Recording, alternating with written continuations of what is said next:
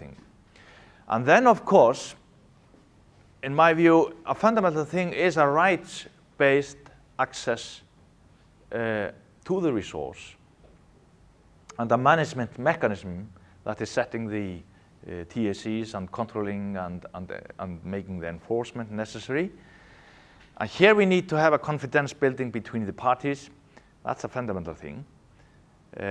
But rights-based access, we have a ITQ system in this country. It's a debated system. It's a sharing of goods to the citizens, and that's always debated.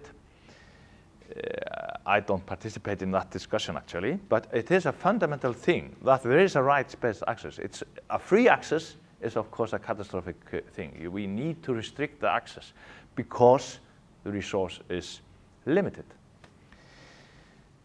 So in this country we have the research part of this infrastructure mainly in our organization, the Marine Research Institute, where we are studying environmental factors affecting the resources. We are looking at the structure and productivity, and we are providing advice. So that is our organization, the Marine Research Institute. And then we have this international reference to the International Council for the Exploration of the Sea, which is, as I said, important scientifically and also science politically for us. It is a backbone. It is a support for our ideas and concepts that we are trying to promote in this society. And here it is important to have stakeholder involvement, as I said. We try to involve the fishermen into our investigations. We try to get the information out of their heads, out of the documents, etc., etc. We have interactions with them all the time. Of course, they claim we don't know anything, and we have to live with that. But there, an interaction between these parties is extremely important, yes. Do they feel threatened by your work? Is there an adversarial relationship, or is it a partnering relationship? Definitely, I don't feel threatened. I mean, our mission is so clear, and if we fail for our children. So that is that concept actually in the heart and head of the people that are working in my organization, plus the scientific ethics, give us the strength to continue. That is very important. Of course, we are, as Maria was saying, we are actually sitting on a very, very hot spot. But we have, while you understand what your responsibility is, what your ethics are, and your science, how your science is, I don't worry about it. I mean, it's a difficult task, of course. It's an important task also. So, but we're not threatened. I guess my question was more about when you're talking about the stakeholders and the fishermen and the people that actually work in the industry, and how do they, if they're involved in what you do, how do they respond to your work? They are extremely vocal.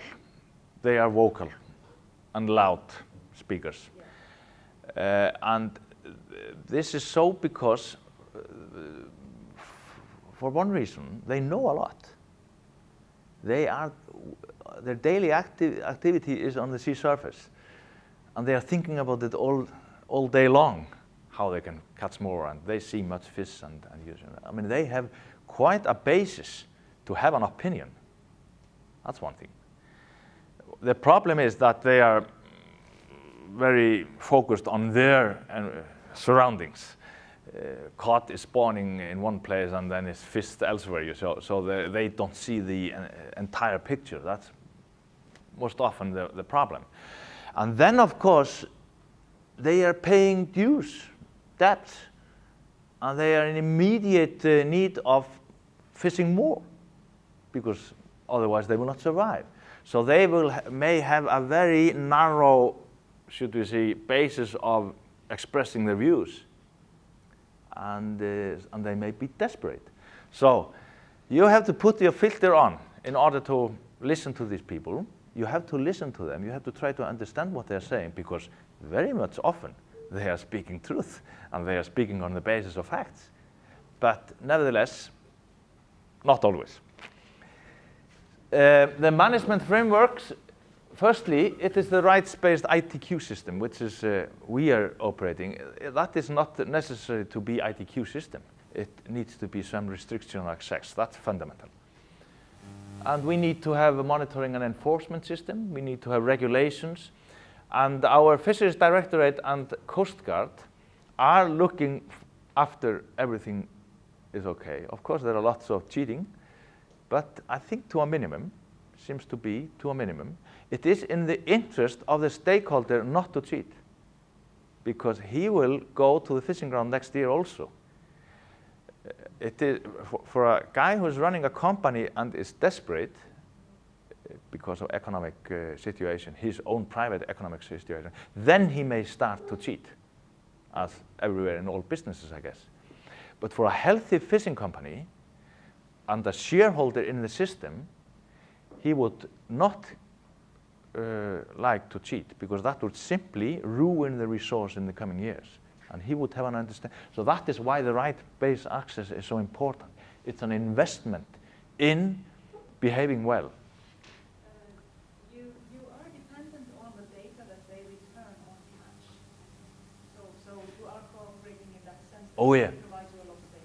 Every catch log we get. Exactly. So, but a nice thing here is the transparency issue. I just wanted to mention that.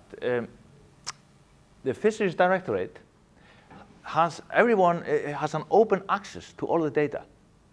So you can go on the website of the Fisheries Directorate and see what exactly its individual stakeholder has fished of the different species. You can see how much he is allocated from the total lot and how much he has caught, and you can see whether he has fished up his quota, and then you see his fishing caught, which he didn't have quota for. So his neighbor, he don't like that. He can go and check him, so they are checking each other. It's a transparent system. So they are checking each other. And that is much better than to let the police check them.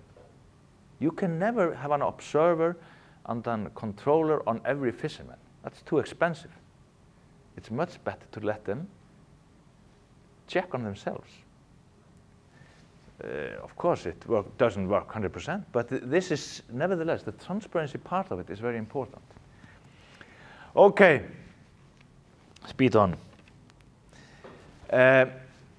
We are doing investigations into environment. As I noted to you earlier, the current system are extremely important.